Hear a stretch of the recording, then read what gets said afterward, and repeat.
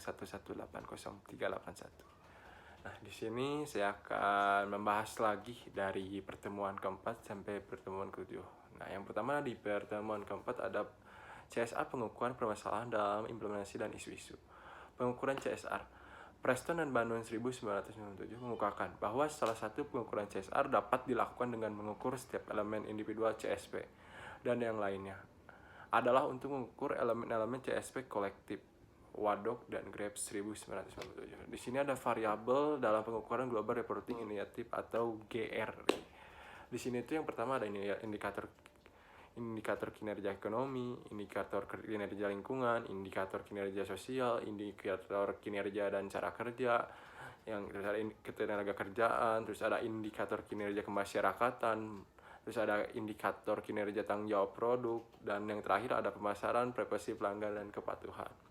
Nah, di sini juga ada variabel pengukuran ISO 26000. ISO 26000 menekankan pada kinerja, manfaat, dan dampak kegiatan lainnya. Kriteria pemenang proper Kementerian Lingkungan Hidup ada yang pertama ada warna hitam, merah, biru, hijau, dan emas. Nah, langsung setelah kita membahas kriteria pemenang proper Kementerian Lingkungan Hidup, kita langsung saja ke materi selanjutnya, yaitu ada masalah-masalah dalam implementasi CSR. Yang pertama ada 6 langkah implementasi CSR menurut Tanaya 2004 yang dirancang oleh Departemen Perdagangan dan Industri Inggris dan diadaptasi oleh World Bank Institute. Yang kedua ada komitmen awal. Yang ketiga ada analisis kondisi eksternal dan pengaruhnya terhadap bisnis. Yang keempat ada mengkaji ulang struktur internal, strategi, dan rencana tindak. Yang kelima ada implementasi. Yang keenam ada pengukuran dan pelaporan hasil. Yang ketujuh ada konsultasi dan stakeholder. Nah, setelah tadi sudah kita membahas tentang masalah-masalah, kita lanjut ke isu-isu CSR yang diantaranya ada dari kesukarelaan dan kewajiban. Yang kedua dari biaya sosial ke investasi sosial. Yang ketiga ada ukuran perusahaan. Yang keempat ada dari filantropi ke keberlanjutan. Dan yang kelima ada dari kedermawanan dan pemberdayaan. Nah, itu adalah pembahasan dari bab 4. Lalu setelah tadi kita sudah membahas di pertemuan keempat, sekarang kita lanjut lagi ke pertemuan yang kelima. Pertemuan kelima ada ide-ide dan pendapat mengenai CSR. Tanpa ragu, klarifikasi makna CSR masih menjadi bagian penting dalam agenda penelitian. Saat ini, perilaku CSR biasanya dimanifestasikan ketika bisnis mendukung organisasi lain dan atau individu di berbagai bidang, termasuk kasus kemanusiaan, medis dan sosial, masalah lingkungan, pelindungan budaya dan warisan, terus ada kegiatan filantropi dan inisiatif terkait olahraga. Selain itu, beberapa landasan teoritis yang muncul semakin menunjukkan bahwa CSR adalah pendorong untuk bisnis dan manfaat sosial. Yaitu adalah Camilleri 2013, Flake dan Heblich 2007, Porter dan Kramer 2011. Nah, di sini sudah ada konsep tanggung jawab sosial. Beberapa pakar akademis tentang subjek berusaha menjelaskan etika normatif di balik dasar pemikiran CSR. Carroll 1979 menyiratkan bahwa bisnis memiliki komitmen terhadap masyarakat. Dia mengisyaratkan bahwa bisnis diwajibkan untuk terlibat dalam kegiatan ekonomi, hukum, etika, dan kebijaksanaan filantropis. Saat ini gerakan sosial yang paling penting adalah hak sipil, hak perempuan, dan hak konsumen. Bernas 2013. Selain itu, banyak yang juga berafiliasi dengan gerakan lingkungan. Periode ini dicirikan dengan era isu, di mana perusahaan mulai memperhatikan kepedulian sosial, lingkungan, dan komunitas tertentu. Drucker 1984, Epstein 1989. Nah, setelah itu ada konseptualisasi CSR. Ya, saat ini belum ada konsensus tentang definisi CSR yang luas. Dalam berbagai kesempatan, pengertian CSR telah digunakan sebagai sinonim untuk etika bisnis. Itu juga telah dikaitkan dengan filantropi perusahaan dan terkait dengan kebijakan lingkungan. CSR telah berganti nama menjadi kinerja sosial perusahaan dan kewarganegaraan perusahaan. Tampaknya masih ada keseragaman dan konsistensi dalam penggunaan istilah CSR. Dalam hal ini, peneliti telah mengidentifikasi beragam pengertian CSR, teman-teman, yang dapat ditafsirkan berbeda. Tujuan dari bagian ini adalah untuk memperjelas dan menjelaskan konstruksi ini, kayak gitu. Nah, itu adalah yang dipelajari di pertemuan kelima ini, teman-teman.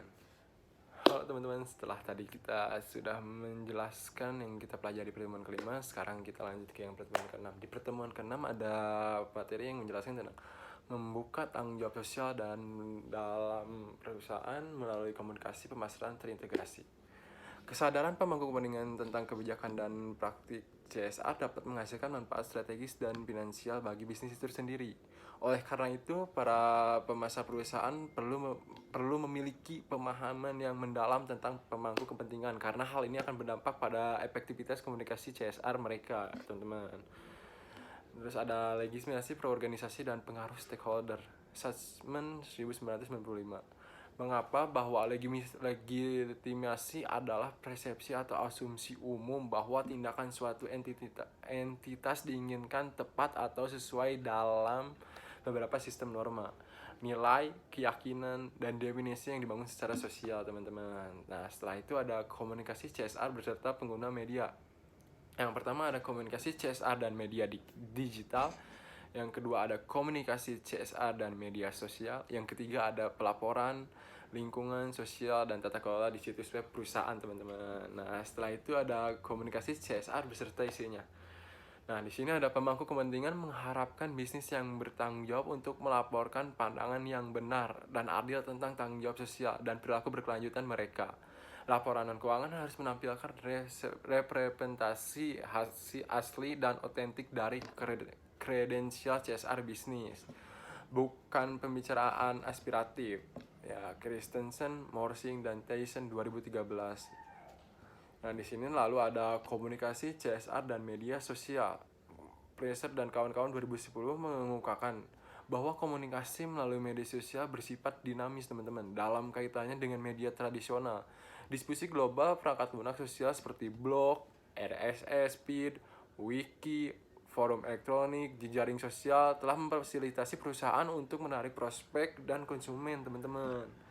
Nah, itu adalah materi di pertemuan ke-6 yang kita pelajari bersama teman-teman sekalian. Teman-teman, setelah tadi kita sudah membahas tentang pertemuan ke-6, sekarang kita sudah sampai di pertemuan ke-7 yang membahas tentang tanggung jawab sosial dan sustainable investing. Investasi yang bertanggung jawab secara sosial atau SRI adalah praktik memasukkan tujuan sosial dan lingkungan ke dalam keputusan investasi, teman-teman. Latar belakang investasi yang bertanggung jawab. Mengingat semakin pentingnya investasi bertanggung jawab sosial dapat mengejutkan bahwa masih belum ada konsensus tentang apa arti istilah SRI bagi investor. Akar gagasan SRI dapat ditelusuri kembali ke berbagai gerakan keagamaan. Investasi bertanggung jawab sosial ada pendekatan investasi dampak, investasi positif, advokasi dan keterlibatan pemegang saham, ada investasi komunitas, dan ada dana yang dikendalikan oleh pemerintah.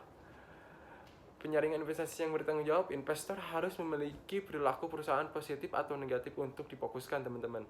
Mereka perlu memutuskan seberapa penting untuk menugaskan setiap jenis kegiatan yang bertanggung jawab. Mereka harus menilai perusahaan secara kuantitatif pada kriteria ini setelah memeriksa totalitas aktivitas bisnis mereka. Nah, itu adalah dari pertemuan ke-4, ke-5, ke-6, ke-7. Sekian presentasi